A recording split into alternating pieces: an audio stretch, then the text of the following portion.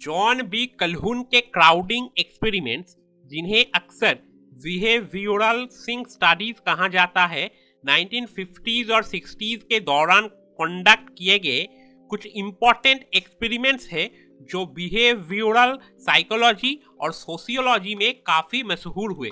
कल्हुन, जो एक American ethologist थे, इन एक्सपेरिमेंट्स के जरिए ओवर क्राउडिंग का प्रभाव जांचना चाहते थे, खासकर माइस पर।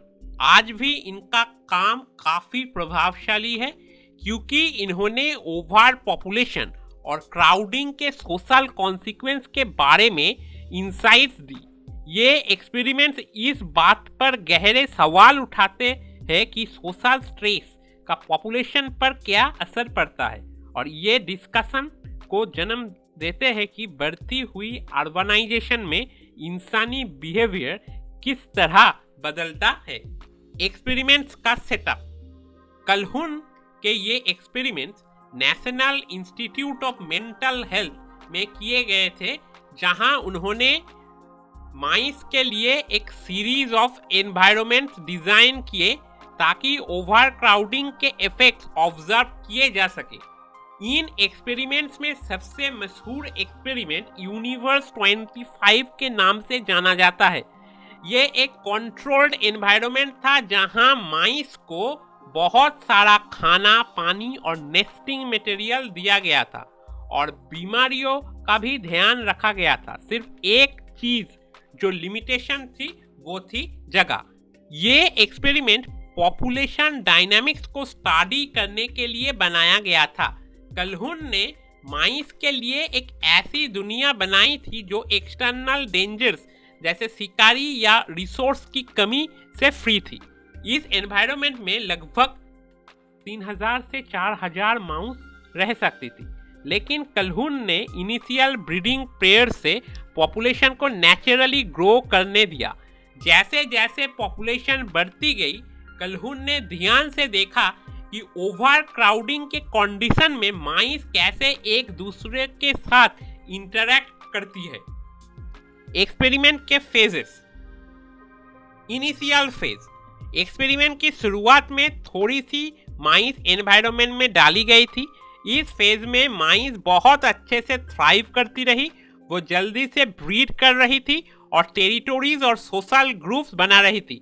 इनमें कॉन्फ्लिक्ट्स बहुत कम थे और माइस का बिहेवियर हेल्दी और नॉर्मल लग रहा था। Exponential growth phase. जब खाना और रिसोर्सेज भरपूर थे तो पॉपुलेशन एक्सपोनेंशियल तरीके से ग्रो करने लगी। माइस स्टेबल सोशल हायरार्कीज बना रही थी और हर ग्रुप के लिए काफी जगह थी। लेकिन जैसे जैसे पॉपुलेशन और बढ़ती गई, टेरिटोरीज क्राउडेड होने लगी और जगह के लिए कंपटीशन इंटेंस होने लगा। Stagnation phase. जब पॉपुलेशन एनवायरनमेंट की कैपेसिटी के करीब आई, तब ओवर क्राउडिंग के असर दिखने लगे। माइस अजीब सोशल बिहेवियर्स दिखाने लगी, जैसे एग्रेशन, विथड्रॉयल और टिपिकल रिप्रोडक्टिव एक्टिविटीज में फेलियर। कुछ माइस सोशली विथड्रॉ हो गई और आइसोलेटेड हो गई, जिसे देखकर लगता था कि वो ब्रीडिंग या टेरिटोरियल डिफेंस में इंटरेस्ट नहीं है। वही कुछ माइस ओवरली एग्रेसिव हो गई और वो डोमिनेंस के लिए लड़ने लगी या वायलेंट बिहेवियर दिखाने लगी, जिससे नॉर्मल सोशल इंटरेक्शन डिसरप्ट होने लगी। The collapse phase. Behavioural sink. आखिरकार सोशल स्ट्रक्चर पूरी तरह से टूट गई। बहुत से मेल माइस हाइपर एग्रेसिव हो गए और वो बिना किसी वजह के दूसरे माइस को अटैक करने लगे, जबकि कुछ माइस अलग हो गए और पैसिव हो गए। फीमेल माइस अपने बच्चों का ध्यान नहीं रख पाई। कई बार उन्होंने अपने बच्चों को छोड़ दिया या रिप्रोड्यूस करने में फेल हो गई।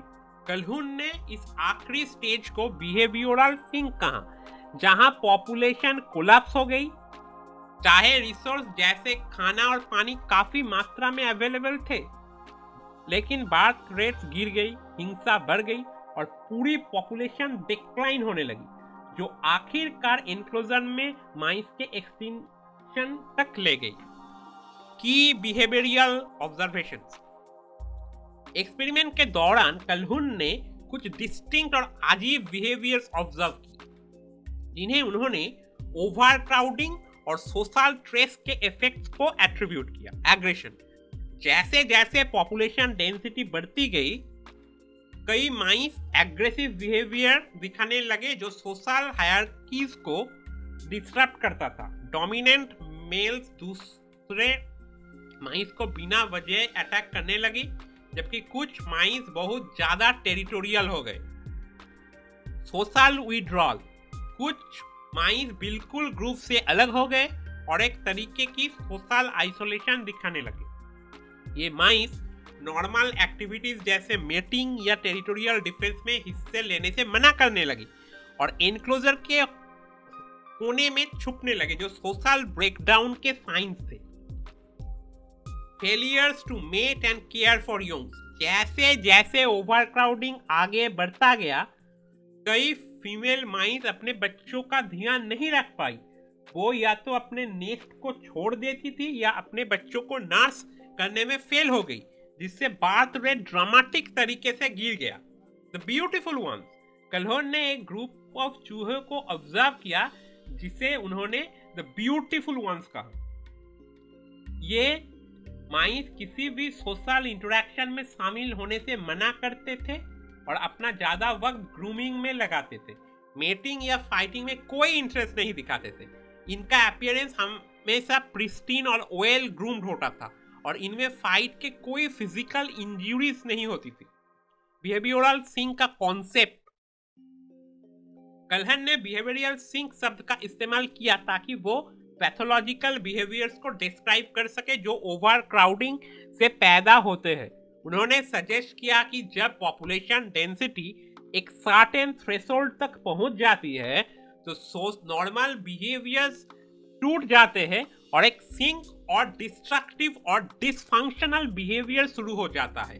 ये ब्रेकडाउन किसी रिसोर्स की कमी की वजह से नहीं होता, बल्कि ओवर क्राउडिंग के स्ट्रेस और इंडिविजुअल्स के लिए अपनी जगह या स्टेबल सोशल रिलेशनशिप पैदा करने में असमर्थ होने की वजह से होता है।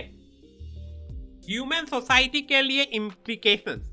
हालांकि ये एक्सपेरिमेंट्स माइस पर कंडक्ट किए गए थे, लेकिन कल्हुन ने फाइंडिंग्स ने ह्यूमंस में ओवरक्राउडिंग के पोटेंशियल इफेक्ट को लेकर अलार्म उठाया, खासकर अर्बन एनवायरनमेंट्स में। उन्होंने ये स्पेकुलेट किया कि सिटीज में पॉपुलेशन डेंसिटी के बढ़ने से इंसानों में भी सोशल ब्रेकडाउन हो सकता है, जिसमें हिंसा, आइसोलेशन और दूसरे पैथोलॉजिकल बिहेवियर्स का राइज हो सकता है।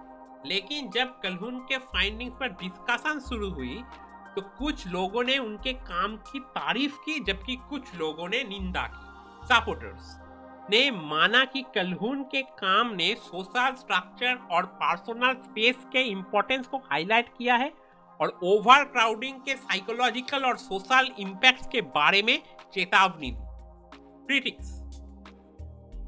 क्रिटिक्स ने यह आर्गू किया कि माइस में ऑब्जर्व किए गए बिहेवियर्स को इंसानों पर जरूरी नहीं है कि जनरलाइज किया जा सके। ह्यूमन सोसाइटीज में ज्यादा कॉम्प्लेक्स कल्चर्स, कम्युनिकेशन मेथड्स और सोशल स्ट्रेस को मैनेज करने के तरीके होते हैं जो माइस से काफी एडवांस्ड होते हैं।